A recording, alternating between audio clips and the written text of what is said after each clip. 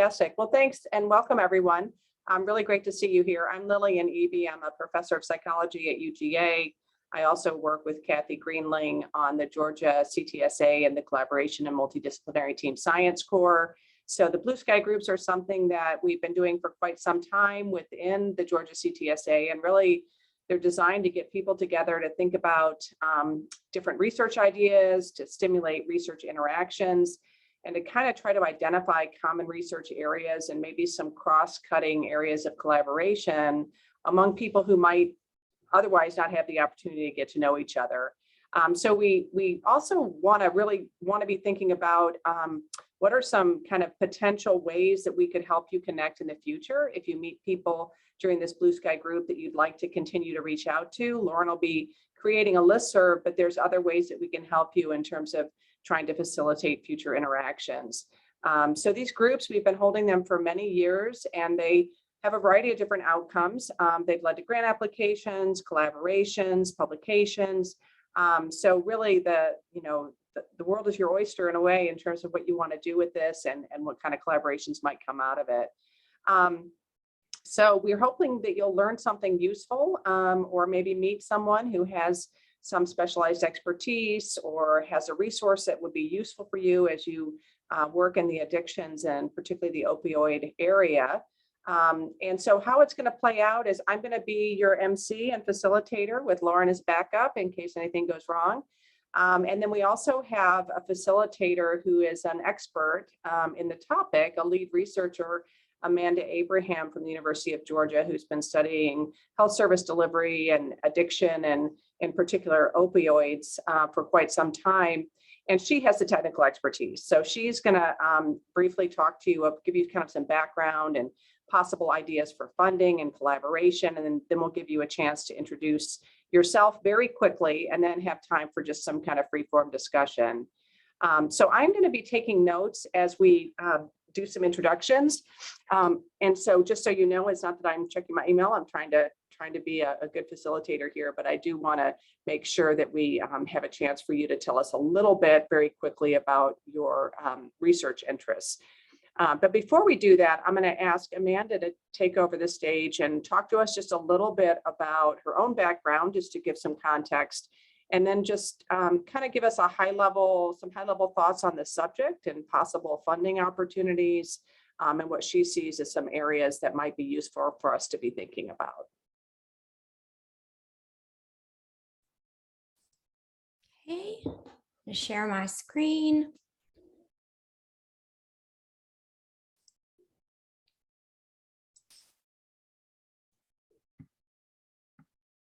And start the slideshow. You always have to have some technical issue. All right, can everyone see that?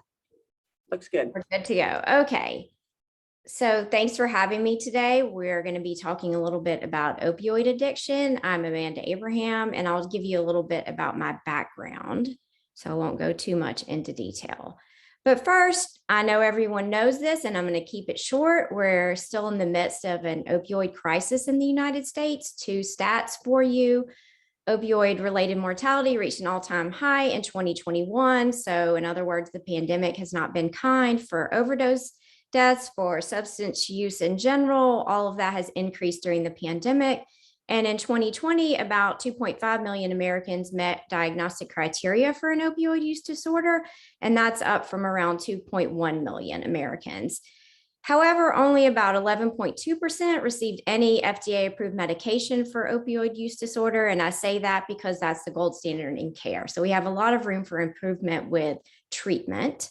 And a caveat here, in Georgia, it's not just an opioid issue, it's also issues around methamphetamines. And I don't know if anyone saw the recent, I think it was an email from DPH about some cluster overdose deaths in Georgia related to fentanyl in illicit drugs. So cocaine, methamphetamine, and counterfeit pills with fentanyl. So again, these issues are tied together. So think about that as we move along. In terms of my background, just to give you kind of a brief overview, I'm an associate professor at UGA in the Department of Public Administration and Policy, and that sits in SPIA, which is the School of Public and International Affairs. I actually was in public health at UGA as well, but I moved over to SPIA, And my areas that I study are addiction health services research and health policy.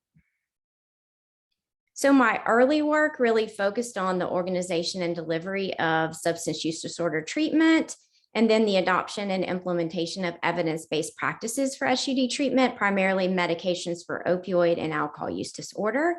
And my current work is more around the impact of state and federal policy on the accessibility and quality of SUD treatment. And a lot of my recent work is focused on the Medicaid and Medicare populations. So that's kind of my background. And just to give you an idea of kind of the broad spectrum of funding, these are a few of the research projects that I've worked on that are related to opioids. And some of them are more directly related than others. But the first is a COVID-19 related project that is a supplement funded through a NOSI, so a notice of special interest. So watch out for those if you have an R01 or something like that are already funded, because we were able to get a NOSI funded to look at the impact of COVID-19 on opioid prescribing and pain-related healthcare utilization for postpartum women. And that's funded by NIDA. So that's on the opioid prescribing side of things. And I've done a few projects related to opioid prescribing. Another set of studies that are currently in the field are state policy surveys. So as part of one of the projects I've worked on, we conducted waves of surveys around state policy and treatment coverage with SSAs, which are single state agencies. Every state has an agency that oversees public SUD treatment funding and service delivery. So we conduct interviews with SSAs and then also with the state Medicaid agencies. So that's another kind of set of projects more on the policy side. And we take that data and we match that with like claims data and data from treatment programs themselves to look at the impact of policy on either health outcomes for patients or treatment program service delivery.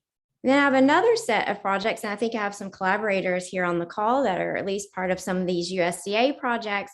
And these are grants that address opioid misuse in rural Georgia and counties in rural Georgia. And those are more on the education and prevention side. So we're doing things to educate and prevent opioid misuse around the state. And then also a set of SAMHSA projects, the first of which was an SBIRT project, which you might have heard of SBIRT. It's screening, brief intervention, and referral to treatment. And in that grant, we trained UGA students in SBIRT. So it's not specifically opioid related, but of course, opioids are one of the things they're screening for. And then a set of projects funded by SAMHSA B Corps, which is building communities of recovery. And those grants were also in the state and around community service delivery to expand RCOs, which are recovery community organizations in Georgia, and to expand recovery support services in Northeast Georgia. And that is ongoing work with the Georgia Council on Substance Abuse. So again, that's more education, prevention, training, and projects in the community that you can get funding for. And then the last set of projects are really around Medicaid managed care organizations. So when we did these surveys with state Medicaid agencies, we were collecting data from them and really on just the fee-for-service side of Medicaid. So what they cover, what SUD treatment services they cover, things like that. And the interesting thing about Medicaid is that about 80% or more of Medicaid enrollees are actually getting their coverage through Medicaid MCOs, not fee-for-service.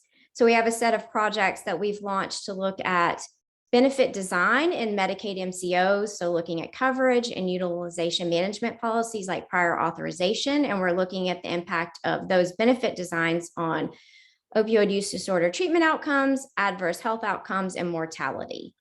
And then the last project, and I'm going to use it kind of as an example of funding on the next slide, is an initiative called JCoin, which is funded by NIDA, but it's part of a larger initiative at NIH called the NIH HEAL Initiative, which is helping to end addiction long-term. And so NIH has invested a lot of money across different agencies on addiction. So that's, again, just kind of gives you an idea of some of the funding areas and a little bit more on my background and the research I've done. And so in terms of funding opportunities, I would say they're vast. There's opportunities in education, prevention, epidemiology, health services, policy, workforce development, preclinical all the way to clinical research, implementation research. That's not an exhaustive list, but there are opportunities everywhere right now to look at opioids and opioid use disorder.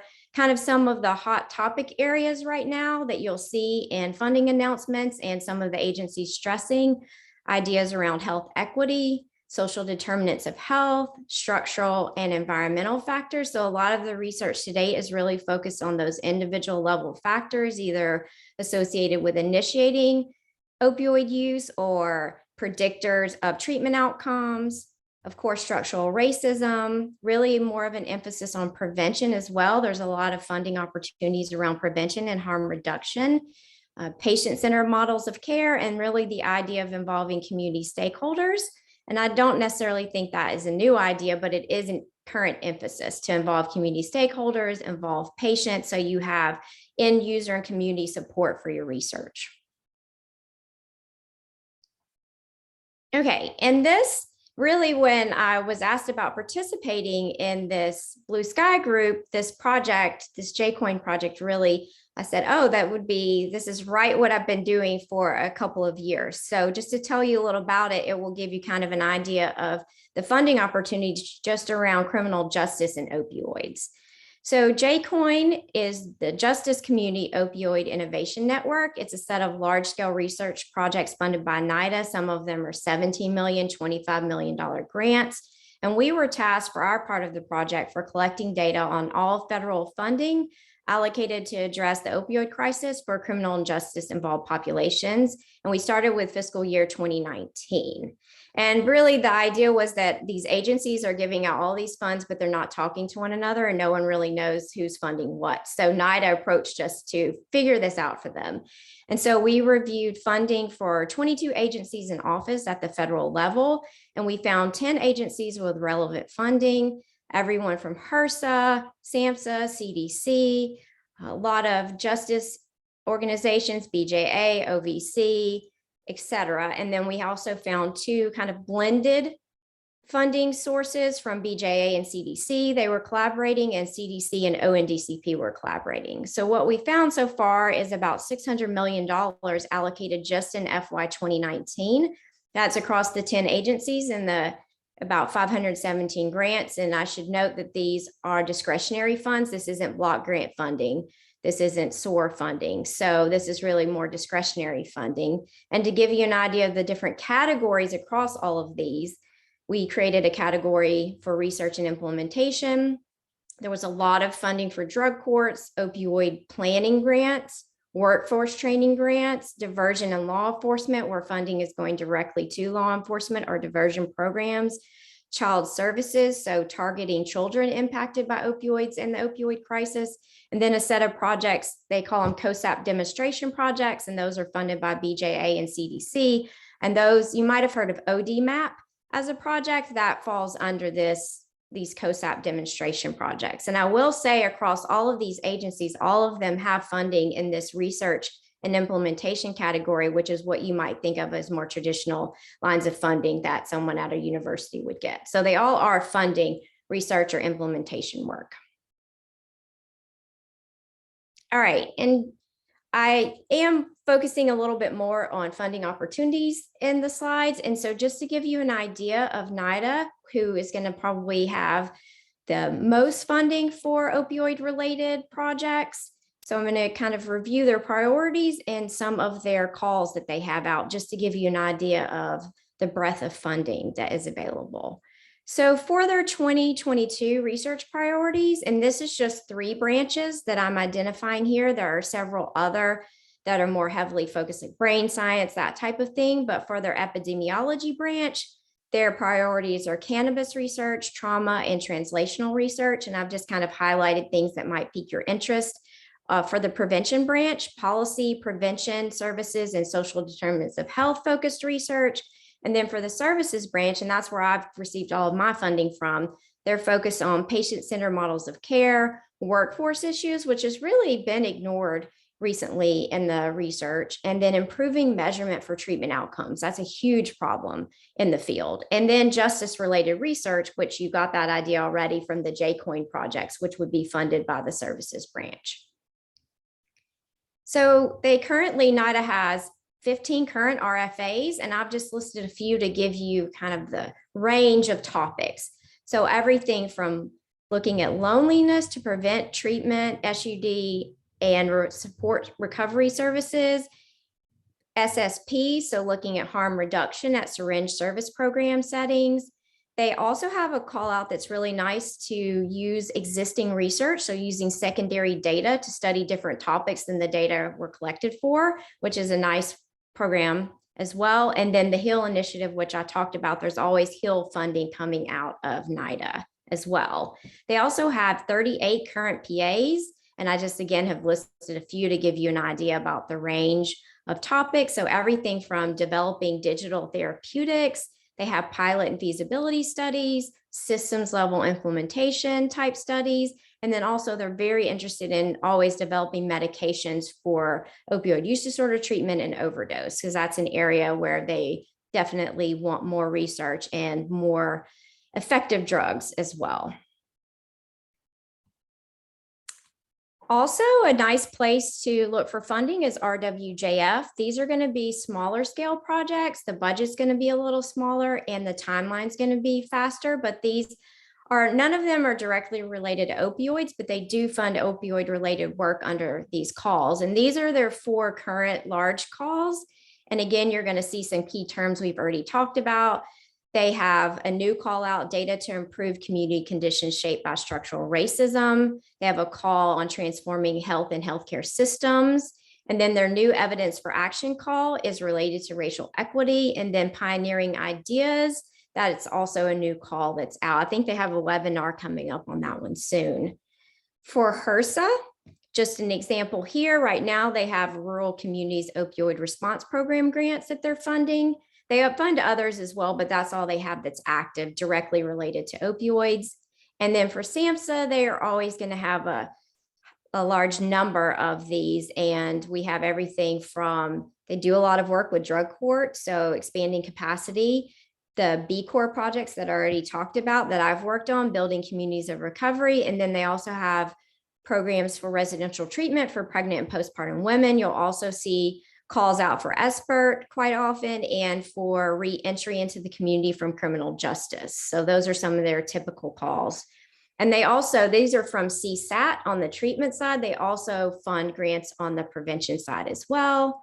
I think some other agencies of note to look for calls, AHRQ, CDC, and DOJ, and they all have, different levels of funding for opioid use and opioid use disorder related work. And I noticed that there were several junior faculty and PhD students signed up today for this call. And so I just want to point out K Awards, which are funded by NIH and AHRQ, are very good opportunities, and also an F32 postdoctoral award for PhD students. I myself had one of those from NIAAA, and that's how I started my career in this field. So all of those are very useful as well for more junior faculty and for PhD students. The last thing I'll say is, if you haven't already, join SARA. It's the Substance Abuse Research Alliance. I'll share the link for the organization. It's specific to Georgia. It was launched in 2016 by Jim Langford through the Georgia Prevention Project. And we have over 200 participants across the state, researchers from all the major universities. We have practitioners, nonprofits, local government officials, so DPH, DBHDD, all represented in this organization. And some of the work we do, we meet probably 3 times a year, either virtually or in person. And we've so far produced some white papers related to the opioid crisis in Georgia. And the most recent white paper, it just came out, I think a couple of weeks ago, is recommendations for how Georgia should use the opioid settlement funding that it is receiving. So it's really nice because you can network with people and get involved with the state and what's going on in Georgia specifically. And then I'll share this with you, but a list of resources about all the funding opportunities that I discussed, and then some journal articles too that are relevant to funding opportunities. So I will stop there. That's great, Amanda. That was really just a ton of information. I know we have people kind of across the spectrum in terms of your level of experience and familiarity. So I would really recommend Sarah. I was part of that group early on. And if nothing else, it's a great way to get plugged in to potential data sources and partners in the state who really care about this from a practical level. So if any of your work has kind of a health service or implementation science focus, that's a great group to be involved in. So we're going to take really quickly, like literally 30 seconds, if you could just tell us a little bit about yourself. I'm going to use your name as you have listed. I'm just going to go through my Hollywood Squares here, or Brady Bunch thing, and call people out. So just your name, where you're from, and just really quickly what you're interested, just so Amanda and I can start seeing if we see any themes that come up. And I will start with Linnea. Hey everyone, good to see you. My name is Linnea Harris. I'm a 6th year PhD student at Emory in the Molecular and Systems Pharmacology program. My thesis is all around tolerance tolerance to opioids, particularly morphine. So looking at more preclinical mouse models of opioid tolerance and trying to understand how we might be able to prevent that in the future. Fantastic, thanks. Anne Murphy. Hi, I'm Ann Murphy. I'm a professor of neuroscience at Georgia State University, and my NIH-funded research looks at how advanced age impacts on opioid signaling and potency, and we also have a funded research project looking at perigestational opioid exposure across the lifespan. I'm also very interested in we do all preclinical models and the impact of sex on opiate efficacy. Fantastic. Joe? Hey, I'm Joe Carpenter. I'm an assistant professor in the Department of Emergency Medicine at Emory. I'm also boarded in addiction medicine and medical toxicology, and work my clinical work down at Grady. Research-wise, I'm interested in initiation of medications for opioid use disorder in folks seen in the ED and hospitalized for complications of OUD, as well as linkage to ongoing care for that same population. Great. Nicholas? Everyone, I'm Nick Giordano. I'm an assistant professor at Emory in the School of Nursing. I work really closely with Joe, and I'm interested in the use of multimodal pain management approaches that are opioid sparing in nature, including non-pharmacological approaches, specifically after orthopedic injury. Great, thanks. Mark Daniel? I'm Mark Daniel Gluckens. I'm an epidemiologist by training. I'm also co-director of NTICE within the Department of Neurosurgery. NTICE is the Emory Neuromodulation Innovation Training Center within the Department of Neurosurgery. And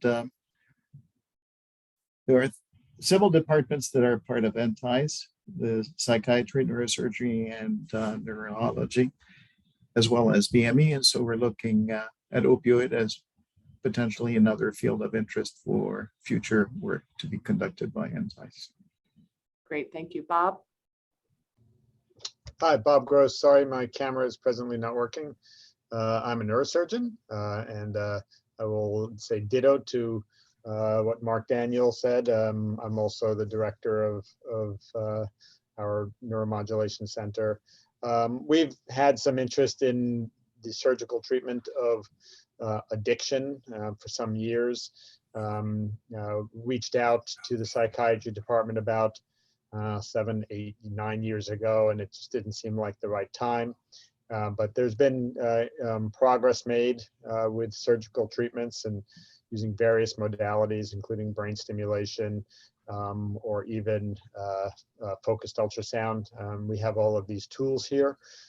So when we get to the point at which medical approaches and non-invasive approaches run up against barriers, we have the possibility of offering alternative solutions. Great, thank you. Brian?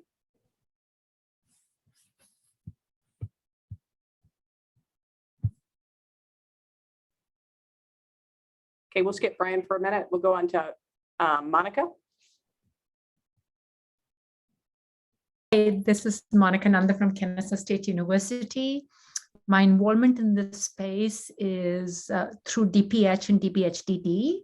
We received a DPH grant 2 years ago to assess the recovery journey of individuals from diverse backgrounds, LGBTQ, elderly, their recovery journey, what challenges they encountered. That was one study.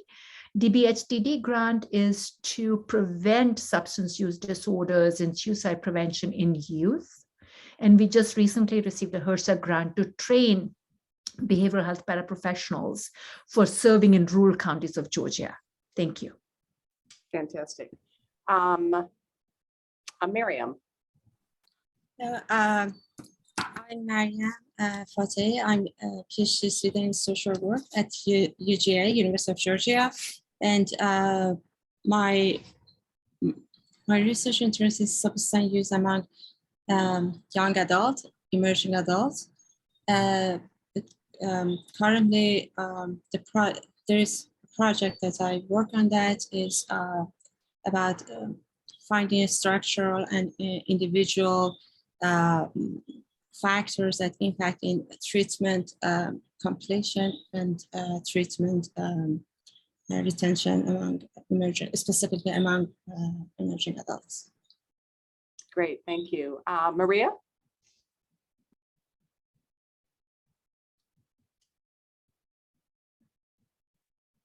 Okay, we'll come back to Maria. Zoharmin, sorry, that's probably awful.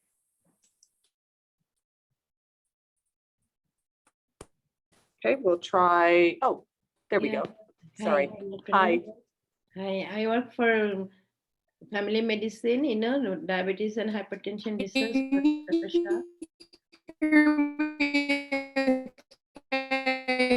We're getting strange back noise, so I don't know. Are you all hearing the back noise? Okay, maybe we'll try that again. I'm sorry, I didn't catch what you said. Hi, everybody. I'm Zohra Amin. I work for Dr. Shah. I'm a research interviewer for the Emory Family Medicine. We work for diabetes and hypertension for South Asian community. Okay, great. Thank you. Looks like Brian is with us. Brian?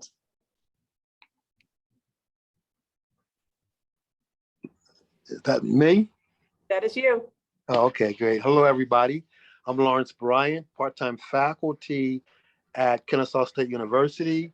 There, I work with Dr. Nandan in multicultural needs assessment among vulnerable populations, LGBT seniors and so forth. And so we've completed that and finishing up an article for publication on that project.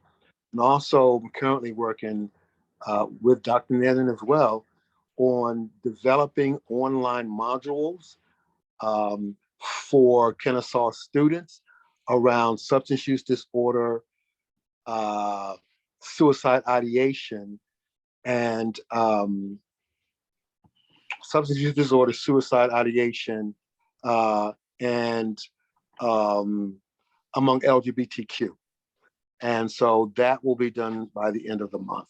Now, also am an advanced implementation specialist with the Opioid Response Network, providing technical assistance and training around substance use disorder, particularly opioids and stimulants, as well as diversity, equity, and inclusion trainings as well. Fantastic. We'll go back to Maria. I don't know if Maria Bowie. I don't think she will be able to unmute. It looks like she was driving at the time. Gotcha. How about Stacy? Hello, I'm Stacy McAllister. I'm an assistant professor over at Emory. My actual PhD is in neuroscience, but I'm actually in the OB-GYN department. My NIH-funded research is focused on studying endometriosis-associated pain. And to do so, I primarily use mouse models and rat models. Okay, fantastic. Olivia? Hi, everyone. My name is Olivia Randall Cossack. I'm a third-year PhD in public health candidate at Georgia State University.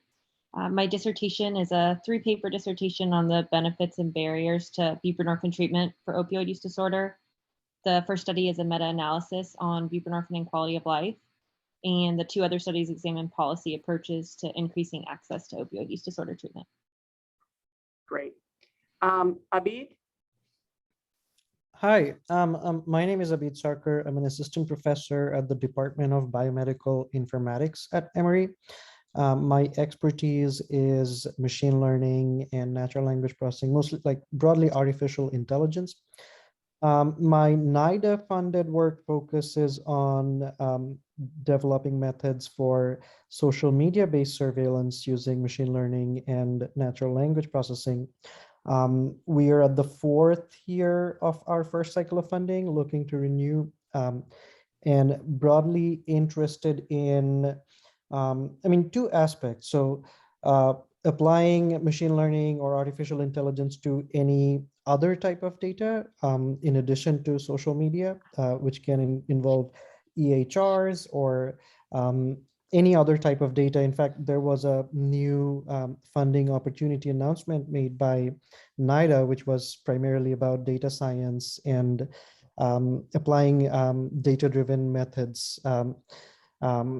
So that is one area I'm interested in, and also from the social media aspect, I'm interested in potential projects on intervention, outreach, aspects that we have not looked at yet.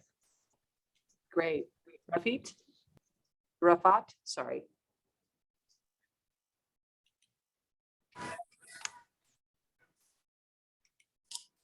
Hi, this is Rifat. Sorry, I am outside, so maybe my reception is not that good. So I'm an assistant professor at UGA, the Health Policy and Management Department. And my work actually covers the substance use and mostly the injection drug use. And I look at the HIV prevention and HIV and AIDS prevention, as well as sexually transmitted diseases prevention among this special population. Thank you. Great.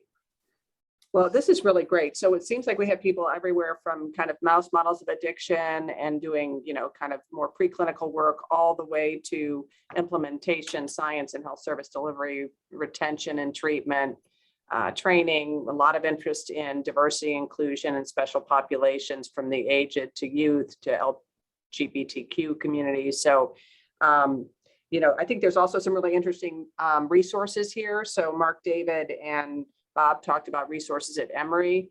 And then we also have Abid talking about, his expertise with the artificial intelligence and big data. So I'm going to turn it over to Amanda to see if she has some kind of way of thinking about how we might get a conversation started among all of you.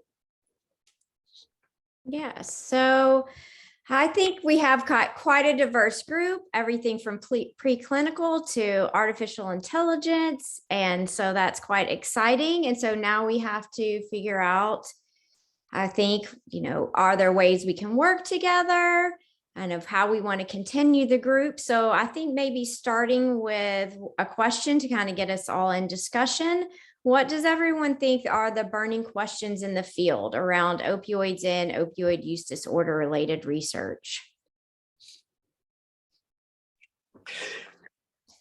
Yeah, this is Lawrence. I think one of the things, actually, there's a couple of things, but really addressing the disparity in uptake among medication for addiction treatment among whites and blacks.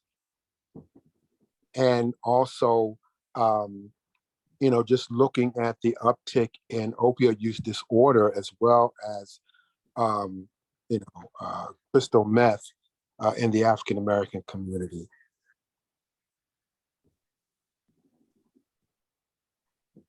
Sorry, I'm writing as you're talking, so.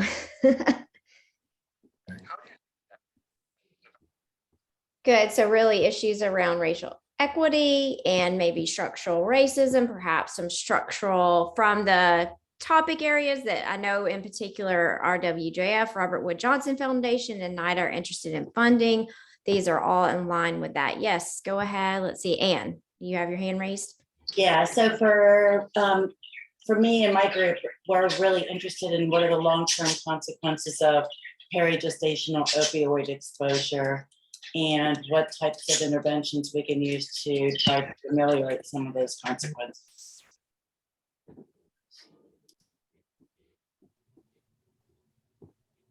Okay. Let's see. Anyone else have their hand up?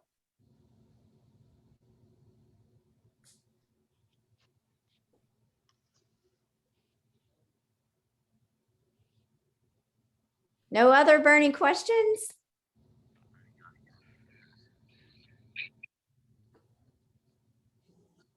Okay, I have another question then. How There does, you go.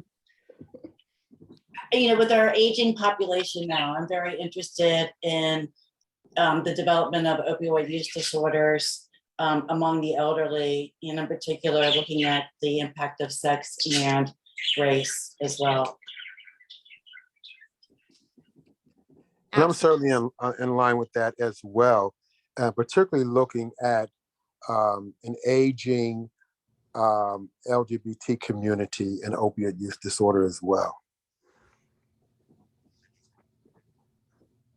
Yeah, I think those are some of the definite areas that there hasn't been enough research in, and in particular with the Medicare population and the aging of Americans, that this is going to be a critical issue, and there's really not a lot of research in that area. And for LGBTQ as well, there's just not been a lot of research. I mean, some of the issues too around looking at racial equity. The data, I don't know if anyone recently participated. There was a Medicaid group that met, and just in Medicaid, they don't even collect data consistently across states or programs on race. And so or ethnicity. So it's very hard to even measure that in some data sets because they don't collect the data, frankly.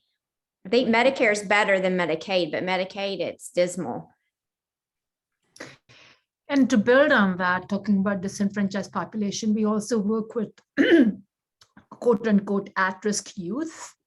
The two populations that we don't focus much on, one is of course the children in schools who are at risk. The other big one that is a time bomb waiting to happen, and we have seen some of this, is high achieving kids. Kids who are AP, honors, IB kids, their stress relief is substances besides some other things. And the classic example is the school shootings that have happened in America in the last 20 years, 15 years, have been all high achieving kids. In substance use also, these are high achieving kids. They're getting access to meds for $10 in the school corner.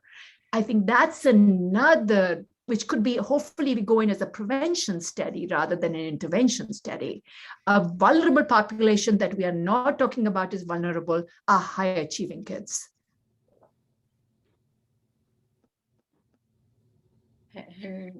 I work for the South Asian community. So I saw when I collecting the data and everything, talking with them, I saw people are more depressed, elderly people, loneliness and depression, and also the kids higher. If you go elderly to the elementary or middle school, high school, everywhere I got some depression issues, but they are acting with different way. So that is the main concern about my research, when I'm dealing with the people. And loneliness is the biggest issue for the aging people. All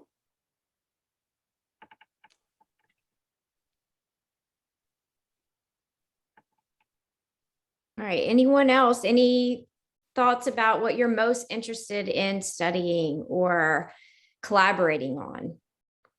Or another way to think about it is, is there a kind of expertise you might be really interested in, or different kinds of expertise that would be really helpful for your research? So, remember, one thing we're hoping to do is connect people, and we don't have to connect everyone to everyone, but we could connect, some people together. So is there a particular kind of expertise that would be particularly useful for you? Is there a particular kind of expertise that you have that you could really provide to others? Like Abid was talking about his, his methodological expertise in big data and artificial intelligence, et cetera. So it's just another way to kind of think of the same question. Yeah, that's great.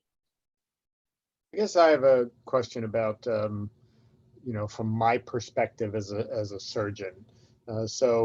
Obviously, we're not focused on treating people as a first line defense or even whole populations. I mean, this is a population problem, several population problems. But how much of, just put it, I mean, there's, what component of the patients that you see would you categorize as suffering from addiction because of absence of availability of things that are known to work, systems that are known to work, versus patients or individuals who we've tried all those things and they're resistant or recalcitrant to the things that are known to work. That kind of determines where we would fit into that picture.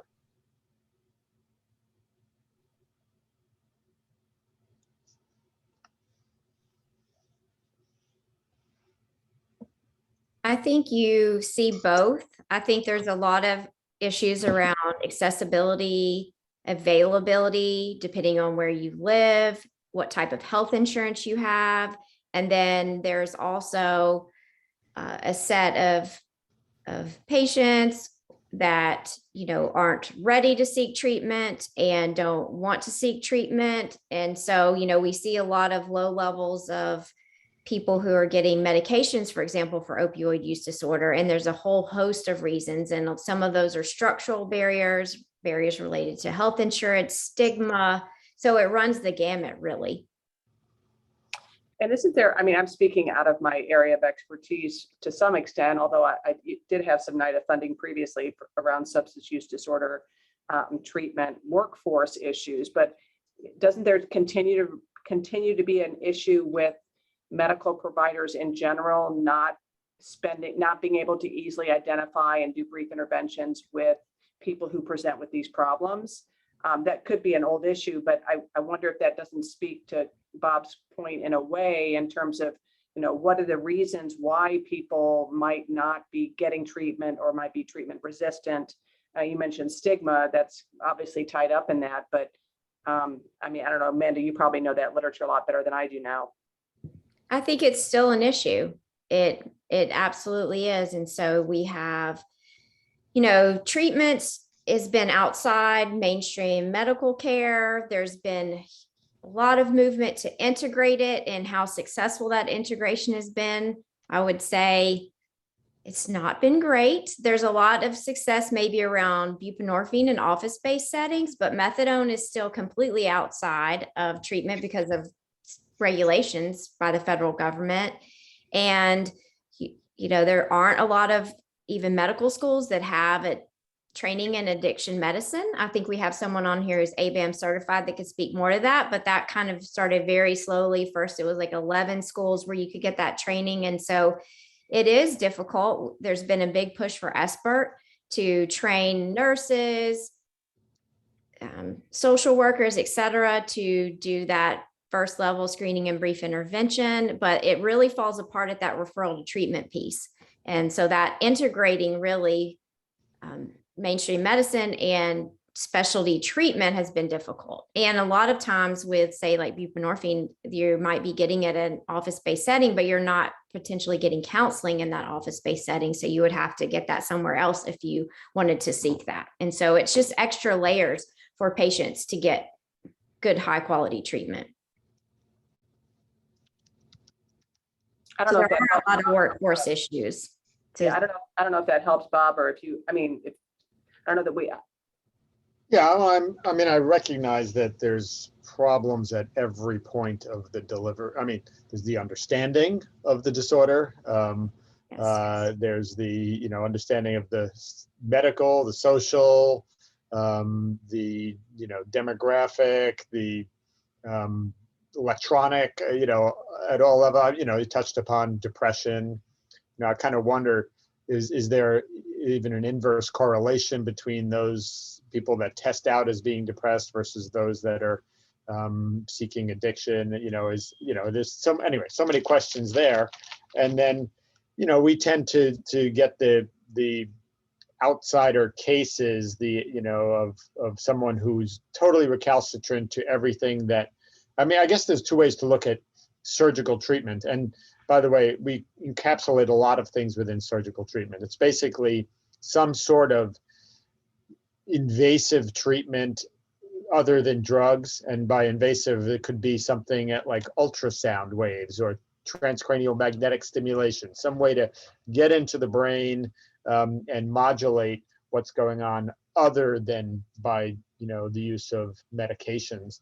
On the one hand, we withhold those treatments, for example, for treatment-resistant depression, into a group of people that are highly treatment-resistant. They've failed ECT, they've failed augmentation, they've failed ketamine, and then they come for these things. And indeed, that is reasonable if there are other therapies that are known to work. On the other hand, if it's so difficult for the system to get it together, to actually use those other things, and then patients are not being treated with something that could be used, that is kind of a one-shot or relatively simple way to deliver it, we don't necessarily need to limit those technological approaches. We can't stand on principle and say, well, you could respond to psychotherapy. It's just that we don't have any psychotherapists that are willing to see you with your insurance, so you can't have anything else because you could, so I realize there's a whole continuum, but I think from my point of view, the one thing that we could add is to think about different ways aside from the usual models of modulating the nervous system through external behavioral interactions and so forth. Yeah, absolutely. I think there's room in the toolkit for many more tools. And particularly if you just think about medications as, a class of treatment, we only have medications for alcohol and opioids, and the alcohol medications don't generally work very well. So you might say we only have pretty good medications for opioids. So I think there's definitely, room for innovation and, treatment modalities. Absolutely.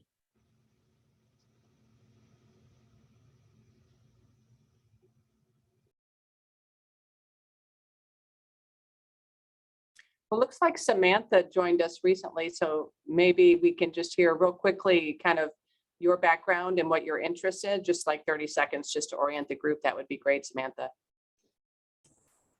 Sure. Hi, everyone. So I'm a clinical psychologist, and I am recent faculty at Emory in our addictions program. So that's a program that's growing. I certainly have interest in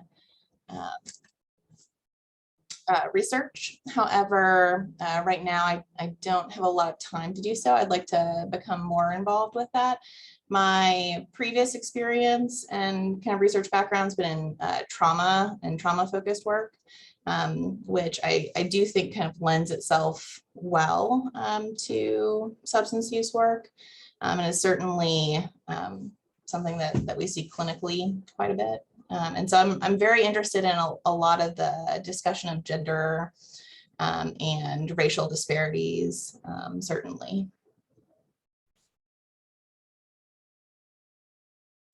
I think you may have missed the introduction. So there are Amanda had some great slides with lots of information. I think she said she was willing to share. So we'll make sure that Lauren will probably be distributing that out to everybody who is in attendance with some ideas for funding opportunities and just kind of the full range of places you can go. I mean, I really do think this is an area where, it's certainly not just, there's a lot of different ways you could go in terms of funding, and a lot of places that are very interested, from smaller foundations all the way up to, large center grants and NIH funding and, multi-million-dollar research grants. So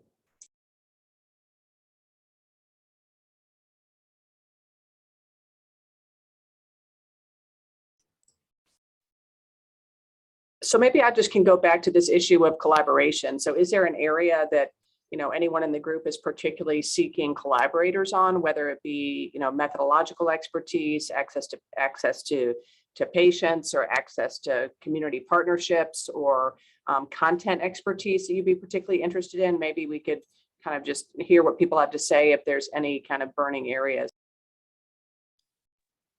Yeah, this is Lawrence. I definitely am interested just in doing more research in substance use disorder among Black gay men.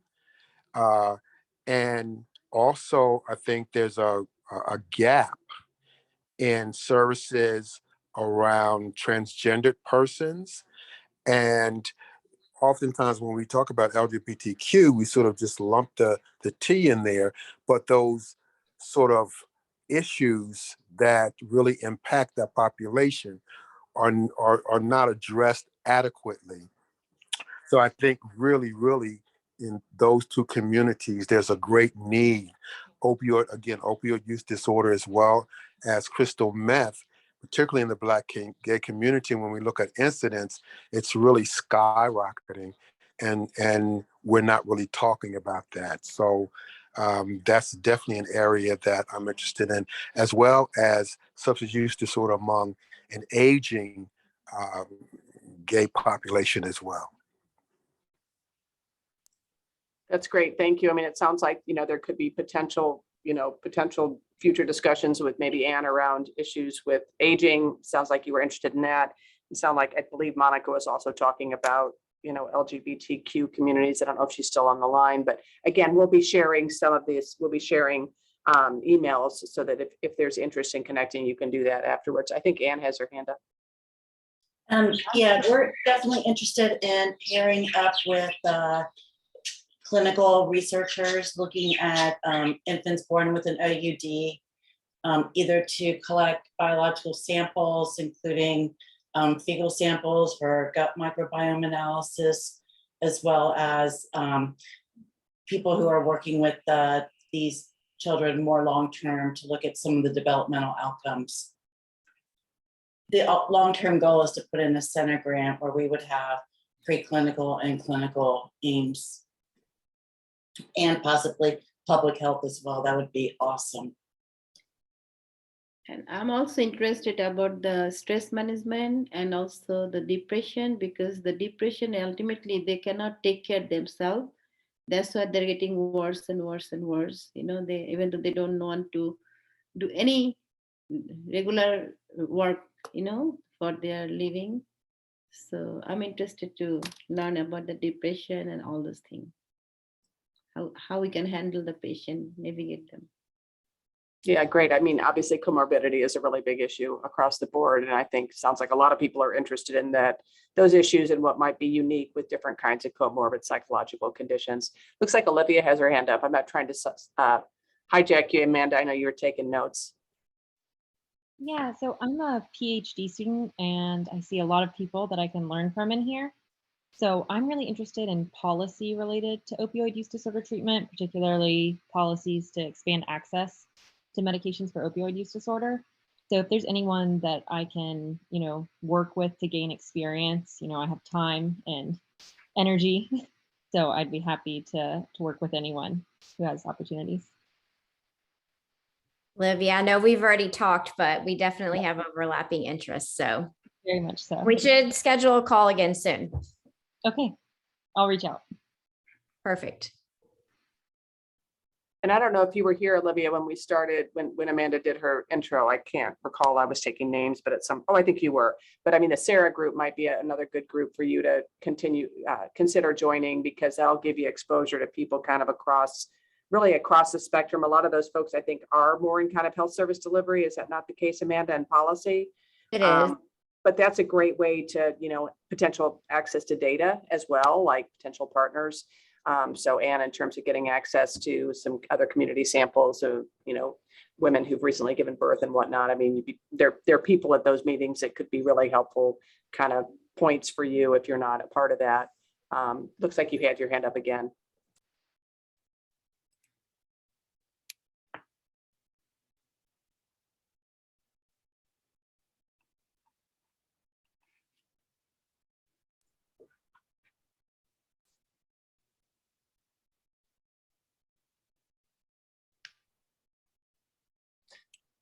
So any other thoughts on, areas of potential collaboration or kinds of experts you might be interested in? I think we've, certainly heard from many of you. But don't be shy.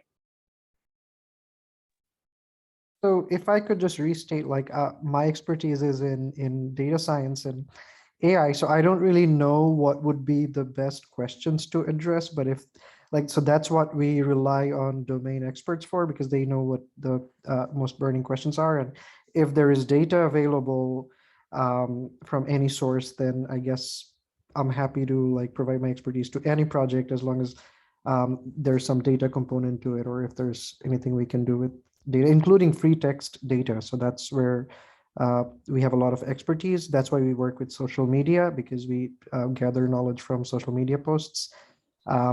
So yeah, any type of data we're would be excited to work with. Great, thank you. That's awesome. Yeah, that's a great skill set, and one that's becoming increasingly needed in projects. I personally have projects where we need that type of expertise. So Yeah, I do too, even outside of this domain. So I was just making a note of that. Yeah, I'd be happy to chat. Fantastic.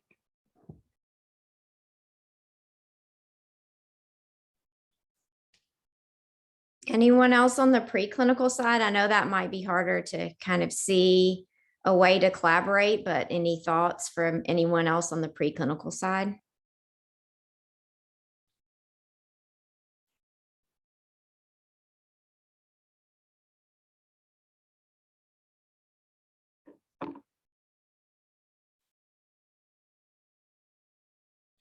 No, it's okay.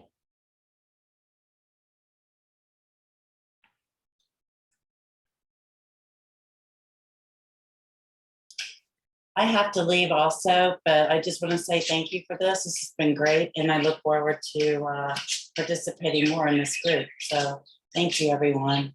Great, thank you, and appreciate it. So I think maybe, maybe the best thing for us to do at this point is just to think about, if you did want to meet again, kind of, what would be your preference, right? So Lauren can create a listserv if you'd like, where you can share ideas. We can share email addresses, which I'm sure Lauren will do as a follow-up. Amanda's going to send her slides. We'll be happy to try to, facilitate another meeting if you have any sense of what you'd like to do. Thinking about maybe other people that should be involved in this conversation who couldn't make it, collaborators.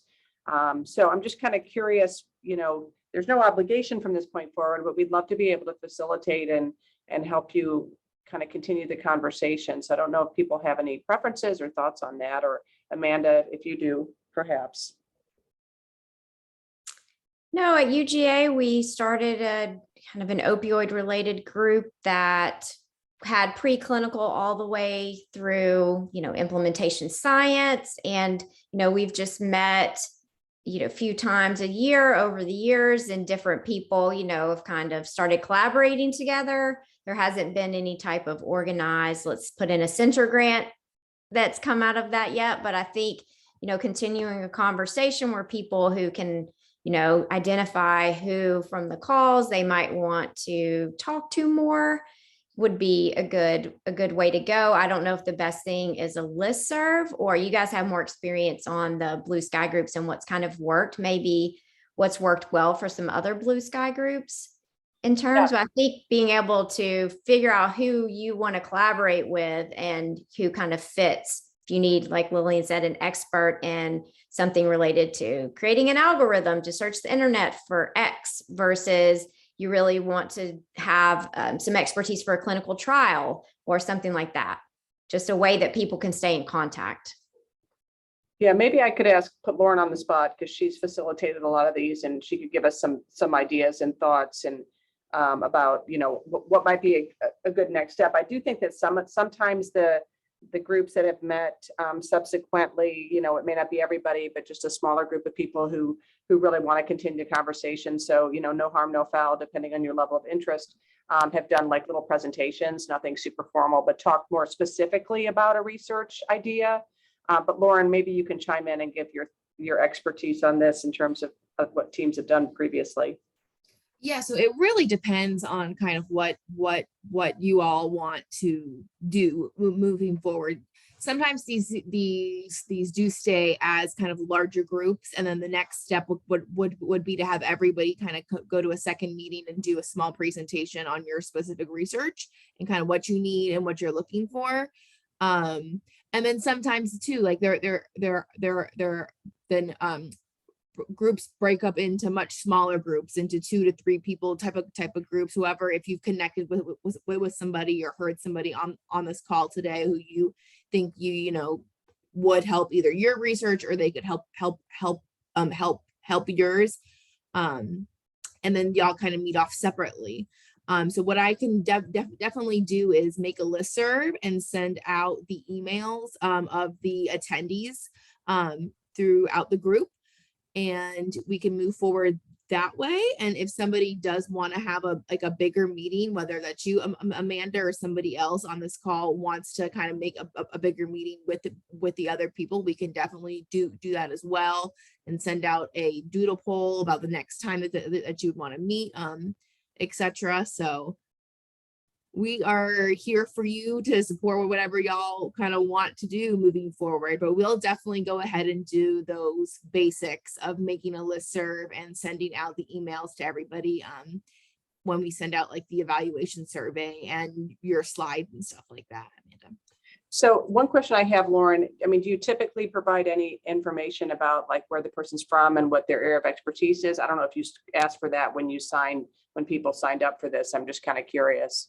No, so we typically on the registration list that y'all have signed up, it's really just names and your affiliation and your email is what goes out on there. I mean, because another possibility, you know, and I'm just kind of brainstorming here. I've never facilitated a Blue Sky group, so, you know, this is my first foray as well, but would be, you know, and Lauren is here to help. So, you know, somebody could create like a Google document and people could enter into it and, you know, just put in 3 or 4 words that describe what your interests are maybe, and then what you're looking for, and then people could look at that.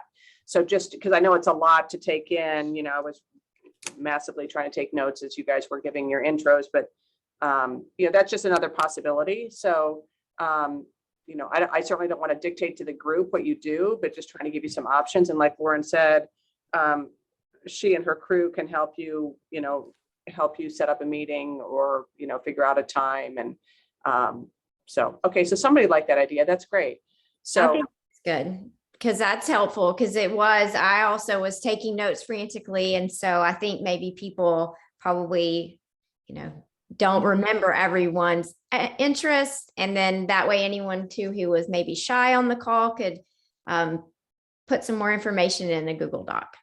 Yeah, so I don't know that it needs to be a Google Doc. I'd leave it up to Lauren. I mean, I don't know what you think makes the most sense. Google sometimes. Google Doc tends to be the easiest when we're doing a multiple institution type of thing. Okay. Yeah, because you know, some ones are specific to Emory or specific to UGA, or you know, and it's hard for other people to get in there. Right. But we can definitely make up a pretty simple Google Doc that has everybody's names and emails and affiliations, and then have a space for people to go and put their research and interests in there. Yeah, so maybe like a column that's like your research interest, real brief, and then what are you looking for? Or, you know, is there some expertise you're looking for, something like that? And then if you can just remind people what the doc is. Not everybody's on the call now, so just, you know, let them know this was what the group decided they wanted to do for next step. And then if anybody does want to, you know, schedule a meeting again, I guess, I mean, is that something you'll ask to Lauren when you send this follow-up? Or just yeah, sure. people? And you know, I'm always here too. So if everybody wants to, you know, email it on the list server, email me directly, we can do that as well.